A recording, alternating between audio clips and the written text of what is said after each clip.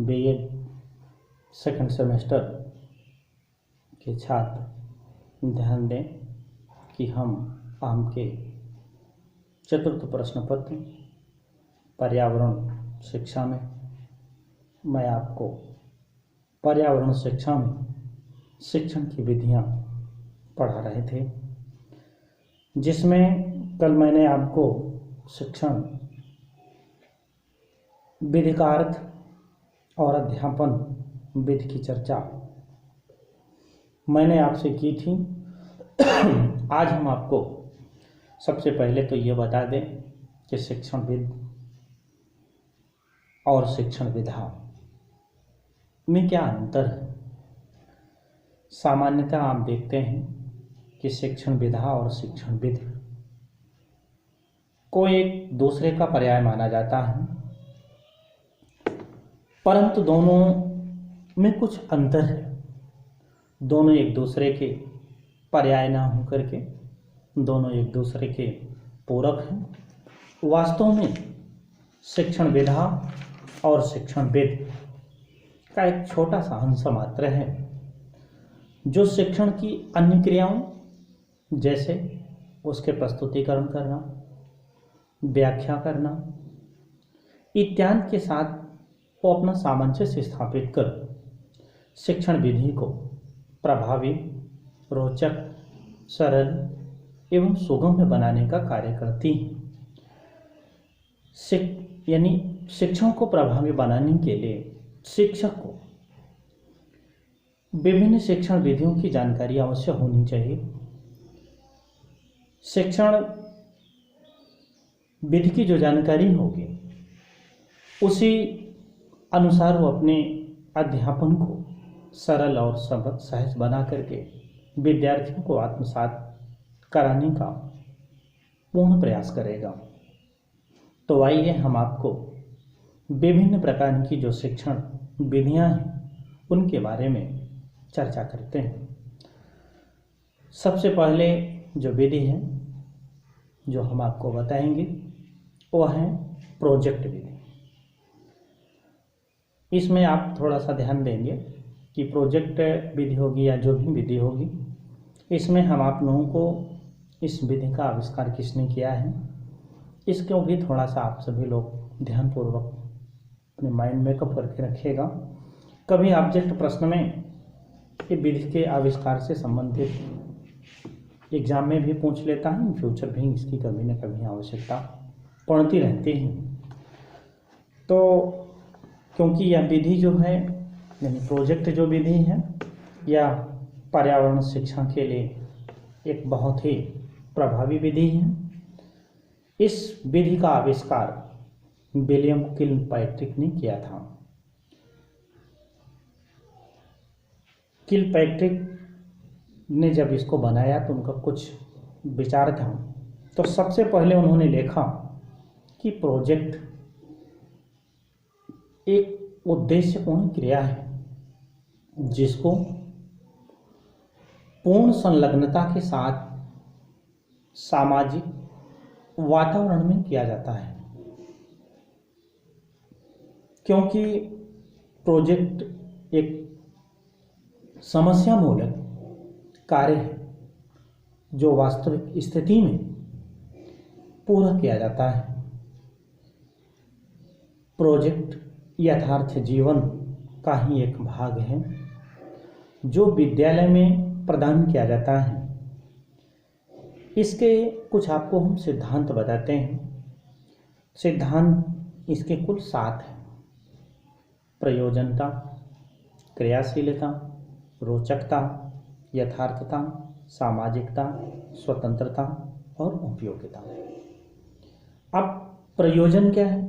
क्योंकि किसी भी प्रोजेक्ट के लिए प्रयोजन होना अति आवश्यक है।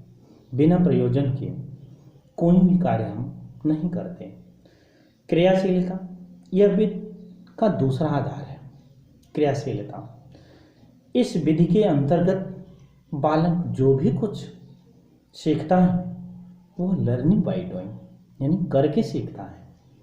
रोचकता बालकों को जो भी प्रयोजन सौंपा जाता है वह रुचिपूर्ण होनी चाहिए, यानी उसमें बोझ नहीं होना चाहिए, उसको अरुचिकर नहीं होना चाहिए। किसी भी कार्य को जितना हम रुचिकर पूर्ण ढंग से करते हैं, उस कार्य की जो निष्कर्ष होता है, जो परीक्षा फल हम आप मानते हैं, वो बहुत ही सुखद और बहुत ही अच्छा होता है।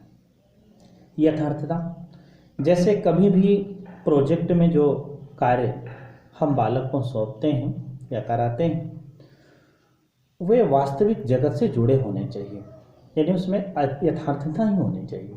ऐसा नहीं हो कि इमेजिन हो, बल्कि उसका वास्तविक धरातल का अस्तित्व दिखना चाहिए।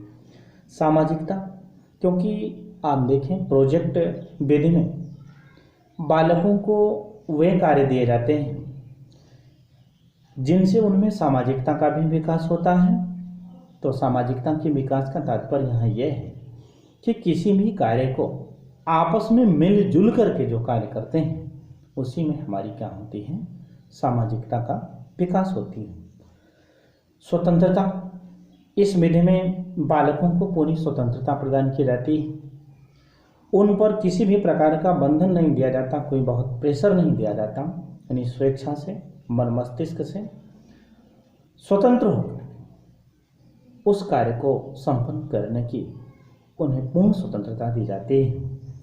और लास्ट में है उपयोगिता। जो भी प्रोजेक्ट कार्य हम बालक को जब देते हैं, तो उसका उपयोग उसके जीवन में, समाज के लिए, राष्ट्र के लिए अवश्य होना चाहिए। क्योंकि हम उस पर विशेष ध्यान देते हैं या उस कार्य को हम सर्वोपरि महत्व देते हैं, जिनमें हमको लगता है कि ये मेरे जीवन के लिए ये बहुत उपयोगी है, तो उसको हम बहुत ध्यानपूर्वक कार्य को करने की कोशिश करते हैं। अब आइए हम आपको बताते हैं कि प्रोजेक्ट विधि के सोपान, यानी step of project method. Project विधि के जो सोपान हैं वो कुल 4 हैं। पहला है परिस्थिति उत्पन्न करना या प्रदान कर देना। दूसरा, प्रोजेक्ट का चुनाव, यानी सिलेक्शन ऑफ प्रोजेक्ट। प्रोजेक्ट की योजना बनाना, प्लानिंग ऑफ प्रोजेक्ट। तीसरा, प्रोजेक्ट को क्रियान्वयन करना। अब परिस्थिति उत्पन्न करना या प्रदान करना, जैसे हमें आपको ये ध्यान देना है कि बालकों की आय, योग्यता और क्षमता के आधार पर शिक्षक को उनके सामने ऐसी परिस्थिति, ऐसी मतलब एक ऐसा वातावरण क्रिएट करें जिससे उनमें रुचि उत्पन्न हो जाए। पता चला कि एक छोटे से बालक के लिए आपने बहुत हाई लेवल का कार्य कर दिया, तो निश्चित रूप से फिर वह बालक उस कार्य को कर पाने में अपने को असमर्थ हो जाएगा। जो जिस आयु का हो, जैसे उसकी योग्यता हो, उस अनुरूप जब हम उनके सामने कोई न कोई परिस्थिति उत्पन्न करते हैं, यानी परिस्थिति माने ये प्रोजेक्ट ले आते हैं जिस पर आपको क्रियान्वयन करना है, तो निश्चित रूप से उसमें वो बहुत अच्छा कार्य करने की कोशिश करता है। प्रोजेक्ट आप, यानी सिलेक्शन ऑफ प्रोजेक्ट, यानी प्रोजेक्ट का जो चुनाव है, प्रोजेक्ट का चुनाव बहुत महत्वपूर्ण है, क्योंकि इसके चुनाव पर ही प्रोजेक्ट का क्रियान्वयन है, सफलता और असफलता और बालक की संतुष्टि निर्भर करती है। इसलिए चुनाव करते समय बहुत केयरफुली ध्यान देने की जरूरत होती है। प्रोजेक्ट की योजना बनाना, प्रोजेक्ट की हम एक योजना तैयार करते हैं, कुछ महत्वपूर्ण बिंदु रखते हैं और बनाते समय किन किन वस्तुओं की आवश्यकता है, इसके दौरान कौन कौन सी हमारे सामने कठिनाइयाँ आ सकती हैं, यदि वो कठिनाइयाँ आती हैं तो उनको हमको दूर कैसे करना है, यानी विभिन्न पदों की क्रमबद्धता क्या रहेगी, इत्यादि बातों पर जब हम विचार कर लेते हैं तो हमारी जो योजना है, यानी जो प्रोजेक्ट है, अपेक्षित एवं सही परिणाम तभी संभव है। चौथा आता है प्रोजेक्ट की क्रियाविधि। पहले या बनाई गई योजना के आधार पर हम प्रोजेक्ट का क्रियान्वयन करते हैं। शिक्षक की भूमिका एक मार्गदर्शन के रूप में होती है। आवश्यकता पड़ने पर हम अपनी योजनाओं में परिवर्तन कर सकते हैं। विद्यार्थी भी अपने कार्य के आधार पर समस्त परिणामों के आंकड़े एकत्रित करते हैं। अगला आता है प्रोजेक्ट का मूल्यांकन। प्रोजेक्ट के जो मूल्यांकन है, यानी जब प्रोजेक्ट का जो कार्य है जब वो समाप्त होता है तो विद्यार्थी स्वयं समस्त कार्यों का विस्तृत मूल्यांकन करते हैं और यह देखते हैं कि प्रोजेक्ट से उनके जो निर्धारित लक्ष्य बनाया और उद्देश्य पूर्ण हुए या नहीं हुए, यह त्रुटि का विवरण रखते हैं, सही परिणामों का पुनरावलोकन करते हैं, जिससे उनके ज्ञान में वृद्धि होती है और शिक्षक प्रोजेक्ट की सफलता या असफलता दोनों का मूल्यांकन कर विद्यार्थी की उनकी उपलब्धि के विषय में बताता है। प्रोजेक्ट का रिकॉर्ड तैयार करना। प्रोजेक्ट निर्माण से लेकर मूल्यांकन तक सभी विवरण विद्यार्थियों द्वारा लिखा जाता है। उसमें जो त्रुटियां होती हैं उनको भी हमें लिखना चाहिए, ताकि जब दोबारा इस प्रोजेक्ट पर हम कार्य करें तो जो त्रुटियां हैं वो त्रुटियां प्रयास रहें कि ना आए, यानी रिपीट ना हो। उसके बाद आता है प्रोजेक्ट की विशेषताएं।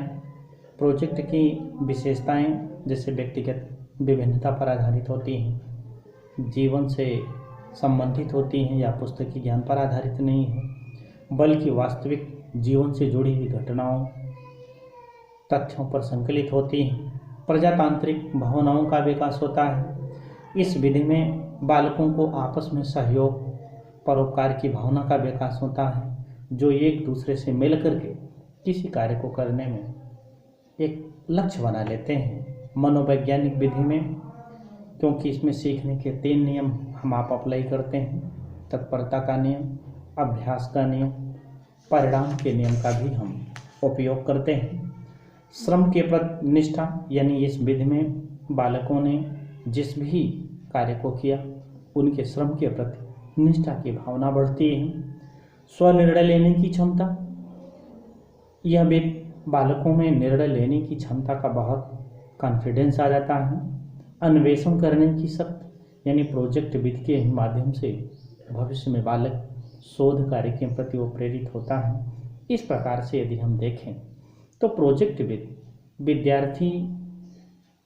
विद्यार्थियों को स्वतंत्र रूप से कार्य करने की क्षमता एवं विकास करने के साथ साथ उन्हें आत्मनिर्भर बनाने का कार्य करती हैं, जिससे भविष्य में वो शोध अन्वेषण करके इस समाज में वो अपने बहुत कुछ दे पाने की स्थिति में आ जाते हैं।